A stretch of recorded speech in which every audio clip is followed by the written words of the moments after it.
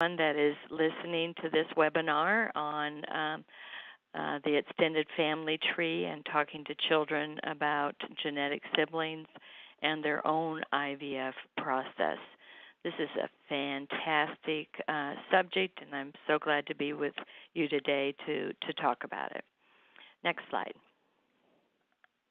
So I'm Chris Probesco. I'm a licensed clinical social worker in the Kansas City area, working in both the state of Missouri and Kansas.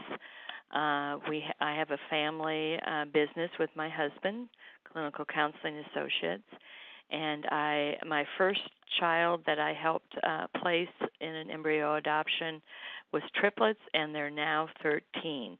So yes, I have 10 plus years of experience, but I'm just adding another 3 years so you know more about me. Okay, next slide, please. So for many couples, the road to IVF is long and difficult, and also never thinking they'd have to get to IVF in order to bring a genetic child home. Just figuring maybe a little tweak with a little bit of medicine or surgery or inseminations is going to bring a child. But through the journey, they discover that IVF is the best option for them in creating a pregnancy and having some genetic connection. So it's something that they think about and process, and can be an emotional process. Next slide. So do genetics matter? Yep. And does environment matter? Yep. So we got the nature-nurture question pretty well settled. We're a combination of both. And so will the children wonder about, will your children, when they understand that they have genetic siblings, will they wonder about that? Oh, yes. We found in adoption that that's the first question that adopted people ask, do I have any siblings? And I think with the siblings, they're more like them. And in fact, they were roommates in the creation of the embryos. They may have been next to each other in the petri dish. So they already have a similarity that there's lots of them made, and knowing and then understanding their own IVF and then the placement is going to help them understand some of the feelings and thoughts they may even already have. Next slide. So, and as I said, sibling connections are very important. When donor-conceived people find out that they have many, many siblings, they're on the quest to try and find those half-siblings, and as well as with adoption. I have a friend that directs the program in the state of Kansas for adult adoptees that can get their identifying information at age 18. First question is, do I have any siblings, and how many? Can you is there any pictures in the file for me to look at? I really want to reach out to them. So DNA testing has been remarkable in being able to have siblings through an adoption and or a donor conception. And this is a great picture. I want to kiss every one of them. Next slide, please. So the natural interest means that that's something that we're naturally have questions about. And to talk to your child about their own IVF process, and that you have that you share medical information and genetic information with those that were also created with you is very important for them to have a basis for that, a foundation, and we'll talk about that later, so they eventually will be able to understand the full process. And then having a connection with the family that's raising your genetic kin, either through a managed openness or through an open adoption, will be able to have answers as questions are developed. Next slide, please. So, what is semi or open adoption? I think we can talk about semi adoption in terms of snowflakes would manage the communication, and that. Next slide, please, so I can get that in. So that snowflakes would manage the communication, and that can be by email or by sending information. And usually we're in contact at least once a year, which is really, really helpful. So both families can see the developmental process of their family and see how the children have grown over time. This is also helpful with the updates. So the biological siblings that you are raising will be able to see pictures and have some understanding as much as they can. They have the knowledge which will lead to the understanding, and so they're building the foundation is so important. Next slide. So the open adoption, and that's really more my preference, is you don't have to depend on an institution to help you with communication, is directly handled by yourself and the adoptive family.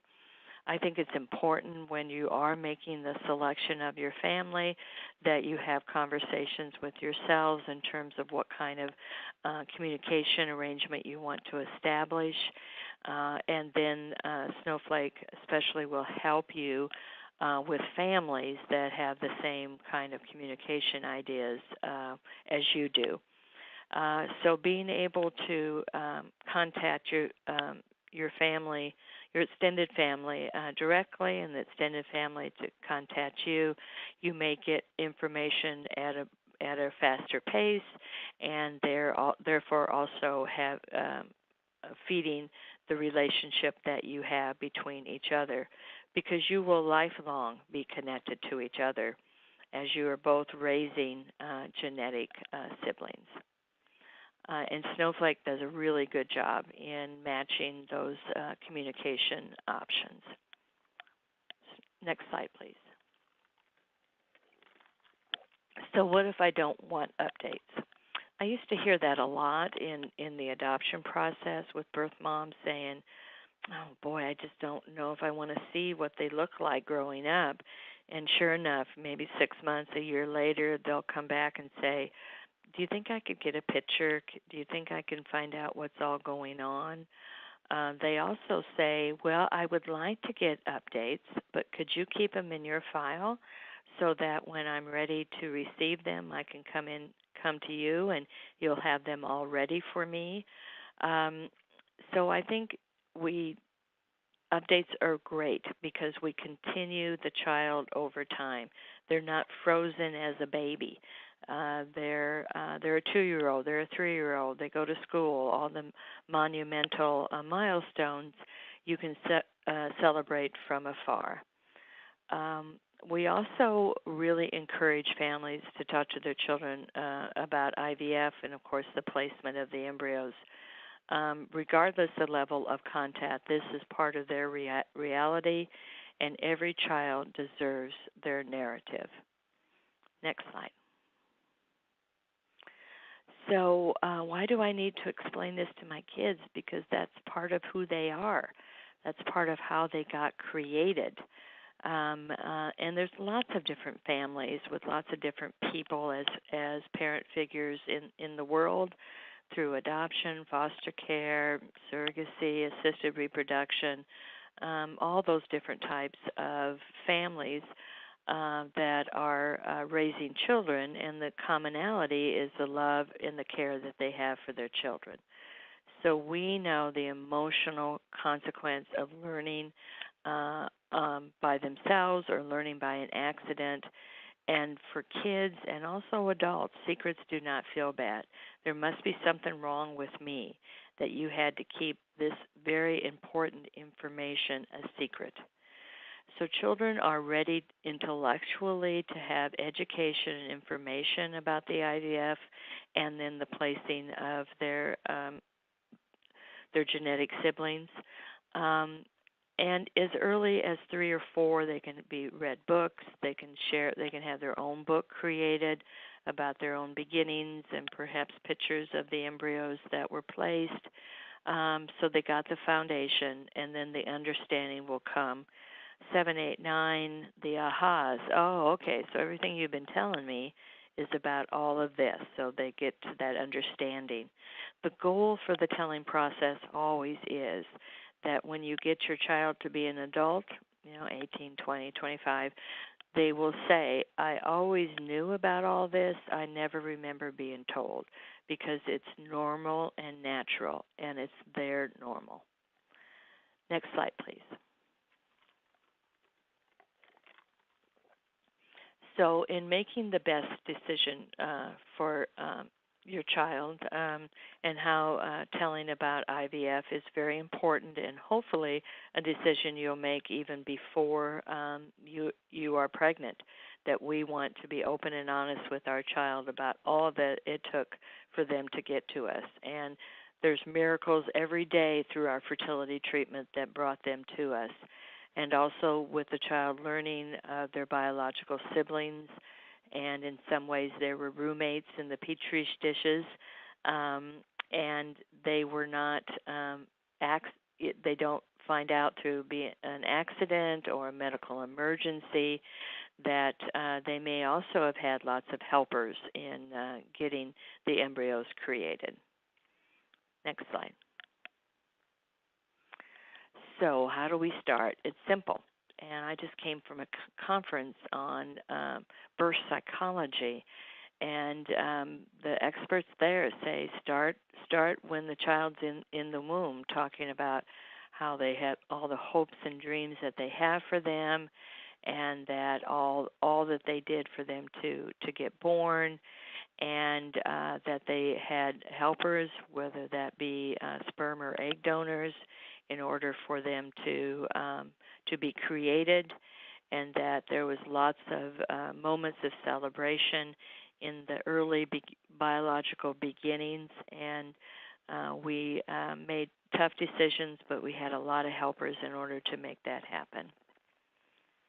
Next slide.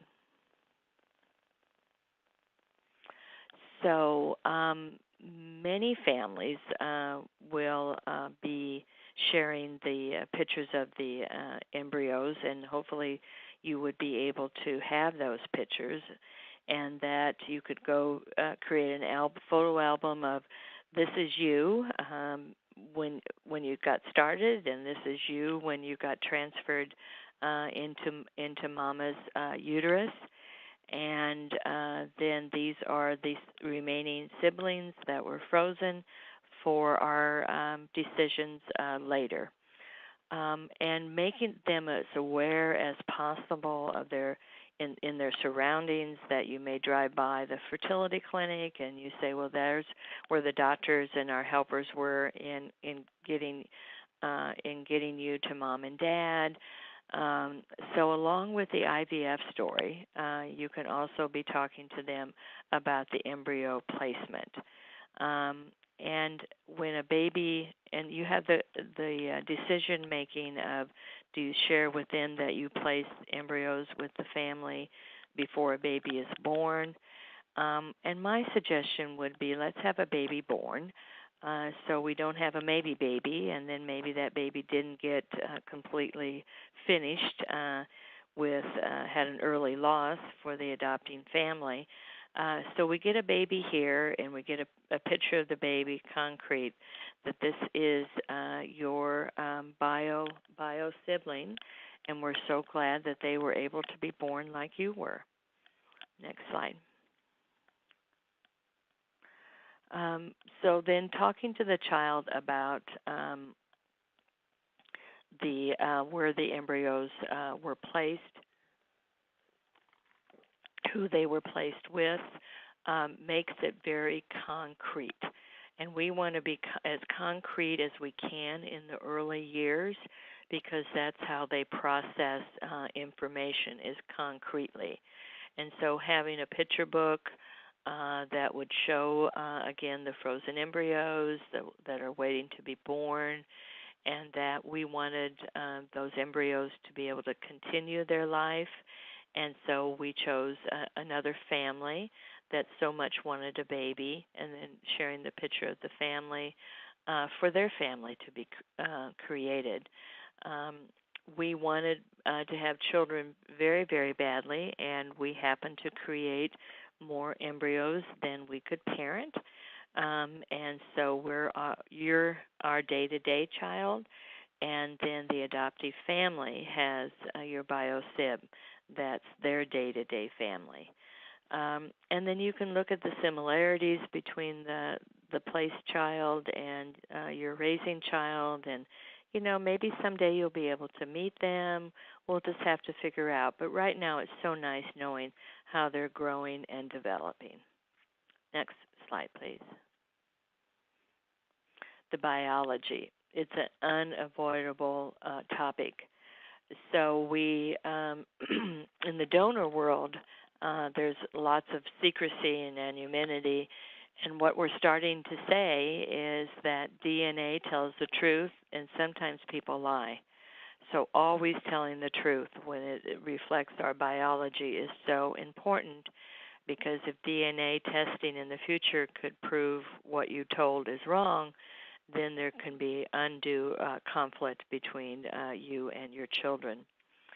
I really like this seed idea that we do have packets of seeds, and many times there's more seeds that can go in one container, and so we share the container with the same bag of seeds, and they probably were created together, and they'll be in separate pots or separate families, so that they can grow to their potential and have lots of good support. I think that's really a clever idea of how that can be, again, a concrete way of talking about biology. Next slide, please. So we talked a little bit about the egg and sperm donor. I think this is also very important as you're talking the IVF story. You can also talk about that mommy's body wasn't able to make a baby. Mama's body was able to carry a baby but not make a baby, or daddy's body was not able to make a baby. So we received egg or sperm from what we call our helper. So, of course, you remember we have lots of helpers. We had the doctor helper, we had the lab helper, and we also had a genetic helper that shared their genetics with us so that you could be born. And if you have a picture of the donor, that's so wonderful, because, again, you make them concrete, and they are people that want to help families make babies. So, again, it's a celebration. It's nothing to be ashamed about. It's not a secret. Once the adult has completely grieved the loss of their inability to share their genetics, then they can go into the celebration that this is another choice for us to have a family, and a family that grows in our family through a pregnancy.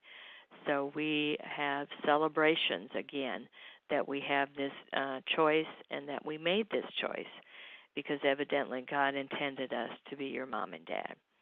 And they also can be talking to them about the clinic and the doctors and the donor. Kids love these books. They have pictures of themselves in it. So this is a really good way to start the concrete information for them to have education and then eventual understanding. And then there's also lots of children's books that are on the market that you can buy to help describe stories about egg or sperm helpers. Next slide, please. So the adoptive family being ready. So the child may ask, well, when can I meet him? When can I see him? Again, they're concrete thinking, well, can we go just next door and meet them? And so we need to really be honor and respectful of the adoptive family. You know, they may just be settling into parenting, and they appreciate your support, but in terms of meeting, they may not be quite ready to do that. Perhaps they can send more pictures or help your child understand. Perhaps your child can send a card or a picture and get more updates. Um, so we don't want your child, to be disappointed that they're not able to meet, but we can say that we hope there will be a time where we can all get together and have another celebration that we're both families that love our children and want to be the best possible parents. Next slide. So an ongoing subject. I think it's very helpful that if you haven't heard your child ask for a while about all the information they have in their head, is to bring it up from time to time. I just was thinking today, I got a picture today of your genetic sib, your biological sib, or donor offsprings that meet each other later in life, calls themselves dibs. So lots of creative ways of talking about these children. So man, don't they look great? They're just growing, and look, when they smile, they look like you. Oh wow! And you're the best looking kid ever. So we got another good looking kid. So they may ask, and then they also may bring it up from time to time, just like in the car, the grocery store, when it's least convenient. But we want them to be processing that concrete information, so eventually it gets to an understanding and then an acceptance. So again, we want the child to be able to say, we always knew, we never being told, and it obviously was a good decision because I have all of these genetic friends, and I know that my mom and dad not only loved us, but loved the embryos they created to allow them to be with another family. So this, again, is not an easy subject to listen to or to hear. Take deep breaths, calm, pause if you need to, ask yourself questions, re-listen to it, because these are really great ideas for you to be as secure as you can in your family, in your unique family, and benefiting your children in knowing all of their truths.